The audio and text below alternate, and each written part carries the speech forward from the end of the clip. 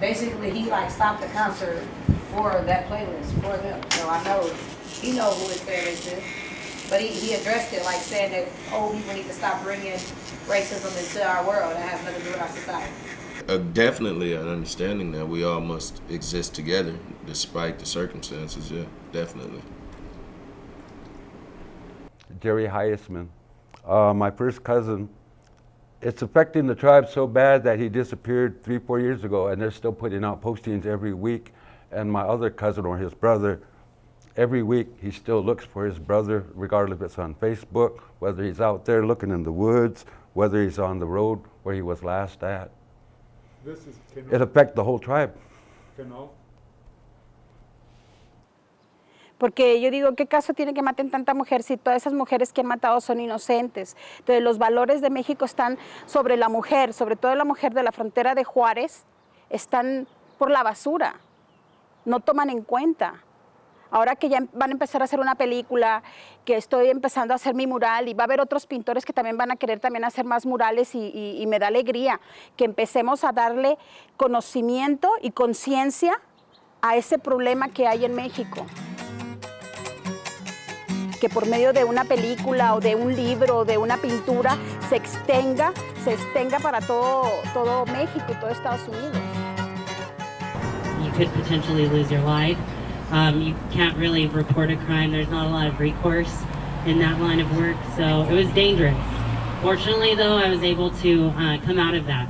But that wasn't the reality for a lot of women that have been doing this work. So I created an organization called the Chrysalis Beauty Center that was aimed at helping young trans women of color develop, mentor, empower, and inspire each other to work towards higher personal and professional goals so that trans women of color, that's not the only work that they were seen doing with sex work, so that they could start being seen in these more professional positions.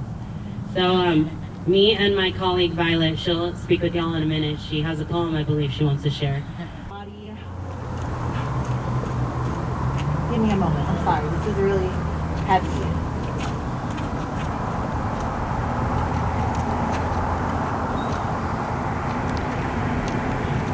To you, I'm just a sex worker, sleeping with the perverts in the shadows of the streets, or marketing my body online, selling my soul for pennies at a time. Can a working girl get some fucking slack? Oh no, you might say, you're spreading disease. Check yourself before taking my seat, because herpes and other STDs can be transferred through cheaply made materials. When nobody asks if I'm okay, if I can check myself while these freaks and creeps are ruffling in my sheet. You can lose sight of it all, and the darkness inside you make you feel so small. But I see your true colors shining through. I see your true colors, and that's why I love you. So don't be afraid to let them show your true colors. Your true colors are beautiful like a rainbow. When the month that they had found the bodies, I was volunteering for healthcare for the homeless. Another volunteer, Cindy Jaramillo, I met her for the first time. We started talking about West Mesa. Cindy Jaramillo had been on the street like the girls here, and it's called Doing Dates. She was doing a date in 1999 when she was kidnapped by the Toy Box serial killer. So that's 2 serial killers who have targeted this population, if not more. She was taken and tortured for 3 days before she escaped. She told me that she knew that no one would have even reported her missing for weeks, even though her entire family is here in town. I don't see myself as a hero. I just see myself as a person that wouldn't let him break me. That is what he wanted to do. He wanted to break me. And I'm so stubborn and strong-willed that I wasn't going to let him break me. I was going to become a stronger woman, a stronger person, because he tried to break me. He did nothing but make me stronger as a person. After that experience, why you've gone back to the streets, so to speak, to work with other sex workers? Because I know what the danger is out there, and I know how dangerous it is out there, and there is no help for the women out there. There was no help when I was out there. So I wanted to throw myself out there to help these women, and it was also kind of my therapy, helping these women. So all I can do is be there to give them support and help them. What about the bad guy list? We do put out a bad guy list. If a girl is attacked and they don't report it to the police, they can report it to us, and we update it weekly. And it gives a description of the vehicle, the man. It tells the girls what was done to them, so the girls kind of know. It was this kind of car, the man looked like this. And it has saved a couple of girls from being in bad situations. But I just want to say that in learning about myself and in learning about Indigenous time, and I give credit to Roger Culty for that's given me the inner strength to speak up, to understand that our paradigm of the universe is legitimate. Where we come from as Indigenous people is legitimate. And if you see something that needs to be called out, like the term Hispanic, like the term Latinx, which dehumanizes and adds to the erasure of Indigenous identity, that needs to be called out. This is what we're facing. She's being nice to you. We all had rape or some kind of molestation in every family. She's being nice. I'm telling you, it's in every family. You know, the boarding school that I went to, I started boarding school at 4 years old. I went there until I was about 10 years old. It was an Indian boarding school. Where? In Holbrook, Arizona, right outside. It was called Twin Wells Indian School. It was in Sun Valley. That boarding school got shut down because the dorm parent was molesting the boys, and my family was impacted by that. And you take that, and it continues. That cycle continues, and you see it. There's also there are men who are also transgender, and I feel for them as well, especially here in Albuquerque. Because I believe that for a transgender man, the general age. How long they live, I forgot what that was called. My cousin wasn't transgender. He was a regular man that got killed. I know, I'm just bringing up this other topic. I'm just letting you know that they're about kidnapping Indigenous people, people, period. So even Don't matter if you're a transgender woman. men and transgender Native men, They still the haven't life found him. expectancy is like 35 years old, and so there's a lot of Native women and Native men who are taken advantage of and who are hated or just ignored. The racial bigotry is so bad out there that this country or any other country doesn't want to address it. The missing and murdered Native women have been going on for a very, very long time, probably since this country was founded. It's just in the recent times that people are becoming aware. Not all white people are bad. The other half of people got to understand what it's like to be Native. I did a broadcast where I was warning them, you're going to be Indian soon. What do you mean? I'm not even Native in blood. No, in treatment. What do you mean? They're going to treat you like they did us in Standing Rock. They're going to shoot you with rubber bullets. They're going to get riot squads and tear gas, and they're going to get troops to come after you. My country wouldn't do that to me. And then those people got treated like an Indian. Now they know. We're all Indians now. Well, with regard... Complicated place? Yes, I would say indigenous country is a complicated place.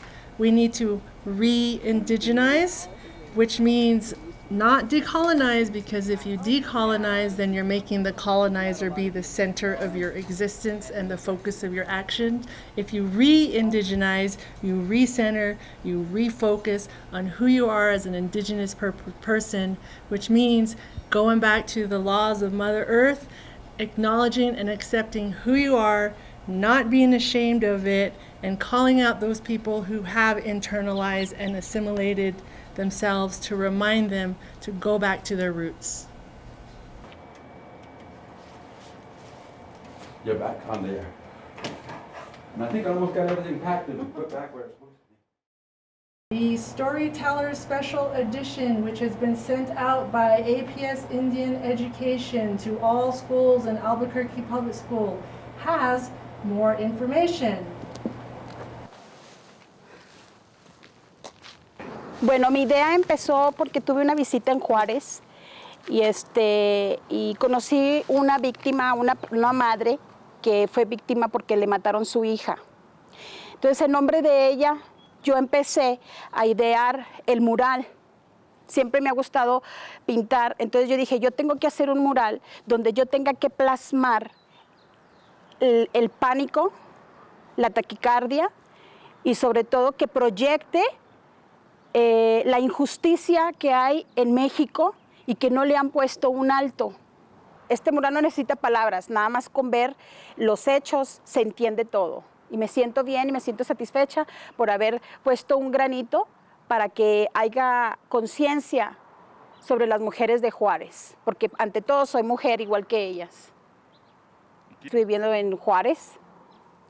Y es por eso que en Juárez recolecté mucha información sobre las mujeres, quiénes son lo que piensa la sociedad de Juárez, quiénes son y por qué. Entonces, es una balanza, un 30% los traficantes, otro 30% la policía corrupta, otro 30% el gobierno y otro 20% las sectas diabólicas.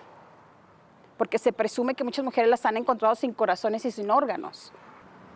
Yo pienso que pueden resolver, lo pueden hacer, pero no han querido. ¿Por qué? Porque ahí hay muchos culpables, no nada más es uno ni dos, sino son muchos culpables, son muchos los que están involucrados en las muertes de las mujeres de Juárez. Y sobre todo que son gente humilde. Por ejemplo, yo aquí puse una maquiladora. En la maquiladora se ven unas mujeres chiquitas, insignificantes. ¿Por qué las pinté así? Porque así las ve el gobierno, chiquitas e insignificantes, porque son mujeres que no se pueden defender porque no tienen situación económica estable. Son gente humilde. Taquicardia, que les palpite el corazón, que digan, oh, mira, es cierto, ¿por qué tantas mujeres? ¿Quiénes son en realidad? ¿Por qué no hay justicia?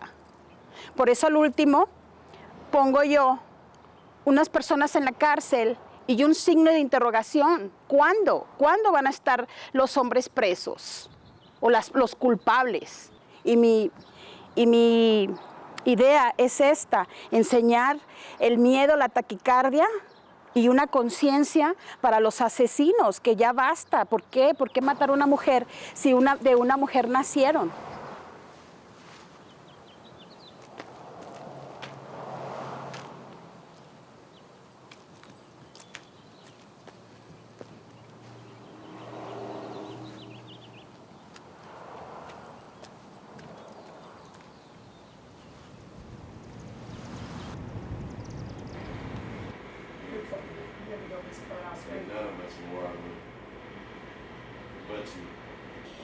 We went and talked to the president at UNI, and he had a bunch of excuses. Someone followed up with his excuses, and they were lies. And then they tried to take the concert itself off of campus because they thought people from Waterloo were coming into the concert, and they labeled them as gang members when it had nothing to do with gang members. What have your parents done? Would have they acted like your daughter did? In writing to the president of the college, and she was mad, and she let it out, it was out there. No, I don't. My mom definitely would not have reacted that way. I believe the older generations was more acceptable. they were taught to accept things. I mean, I think it's still today being pushed as love everybody, let everybody live their life, just be happy, be who you are. And that's kind of the mind frames from, I feel, before my generation, you know, my parents' generation and older. I think, again, if my mom the type, if she knows she's not wanted there, she's not going. And that's, if it's a friend, her mom, her kids. If she feel I don't want her in my house, she's not coming. So with that question, I'll just say my mom would feel she wasn't wanted there and wouldn't go. She definitely wouldn't write a letter begging to go. You know, or because I seen it as that. I like I just told my daughter, I wouldn't have went. They didn't want me there, I wouldn't have went. Simple as that. I wouldn't have wrote a letter myself begging no one to let me in their house. That's what what segregation was all about. Was lines, firmly drawn lines. I think we were better off segregated. I think segregation today wouldn't bother me because it would force this community, us as black people, to pool our resources together. The thing I was speaking of earlier, and stop taking our money outside this community. Stop going to the people outside this community for the things that we need. It would force us, if this man had a tomato garden and I grew apples, that would force us to barter and trade. If I cut hair and he work on cars, I say, hey man, I need my car fixed. I cut your hair for the next 3 haircuts to fix my car. It would force us to then work with our hands instead of running to, I almost want to say it, running to the man with the money, begging for it. And I personally, within the past 18 months, went to the bank and asked them for $15,000. I think I doubled that in a year. So what's the business you want to start? I did it anyways, out of my pocket. It's called Cut Kings. I gave you the card. It's a mobile barbershop, and it's aimed at serving the underserved community. So getting into the communities that doesn't have a barbershop, or working with the veterans, the sick and shut in, you know, the parents who can't afford regular haircuts for their kids. So, I mean, I'm already doing what I aim to do, but my point is I had to basically, I went broke. I went in the red to do this. I nearly wiped my financial living existence out to do my own business when I felt like I should have got $15,000 from some people. I've been working here for 8 years. That ain't enough to prove that I can pay you back $15,000, even if it takes me 4 years. I've been here 8, so I know I got another 4 in me. You know, it's just like, it ain't even about whether I can pay it back or not. Because I got a $30,000 car that they gave me without blinking. Yeah. Like, you want this car, it's yours. Begged me. After I decided I didn't want it, they begged me. But less than a year later, I go talking about $15,000 for a business, and I left pissed. I left so mad. I told that guy, when you thought, because it was for, the loan was for to purchase a vehicle and then furnish it as a barbershop. So once I gave him the VIN number and the vehicle came back a commercial vehicle, then in quotations, the parameters of the loan changed. I needed to then talk to a commercial loan officer. So, I mean, maybe the process is true, but I still feel like all of a sudden I couldn't get the loan. Like, he couldn't do it anymore. It was all bullcrap to me. When you thought it was a $5,000 car, the loan was approved instantly. But because it's a commercial vehicle now, which I told him says, commercial says to me, I can make something off of it. As long as it's personal, that's going to descend, that's going to downgrade, or whatever, depreciate is the word I'm looking for. A car depreciates, I can't make anything off of it. And they hoping I don't make the payments anyways and lose the car back to them and they can resell it. Same thing with a house. Same thing with a house. They're not going to give you anything that you can benefit from. But yeah, that's my gripe on being a black man. I don't think it's the community itself. It's just being an African American.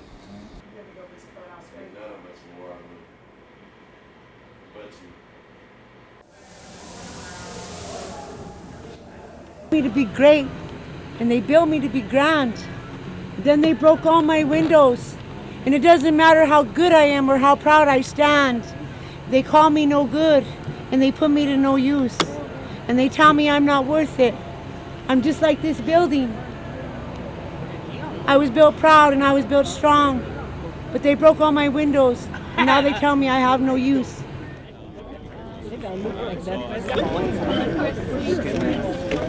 Que no quiere que la gente pobre se queden en la calle. This is our land. Get out of here. We're opening the new building at HCH, and I'm very excited to have this new building. I've used HCH services since I was about 17 years old when they were in the Airstream, and they're a constant in my life. I believe they're the reason I make it through all this homelessness and learning to be housed. And It's a very complex organization that offers a lot. yeah, it does. We have dental care, health care, case management, housing assistance, and also Art Street, which is an open art studio. Have you used Art Street? Yes, I'm a mentor at Art Street. It's my saving grace. It's my favorite place to be in the whole world. Do you have any poems for today? I don't know too much about politicians or administrators, but I sure know a lot about the healthcare providers who take care of me and the case managers who put up with me. And I thank God that I get to be here to celebrate all the credit that everybody else is taking care of when it's their work that really matters.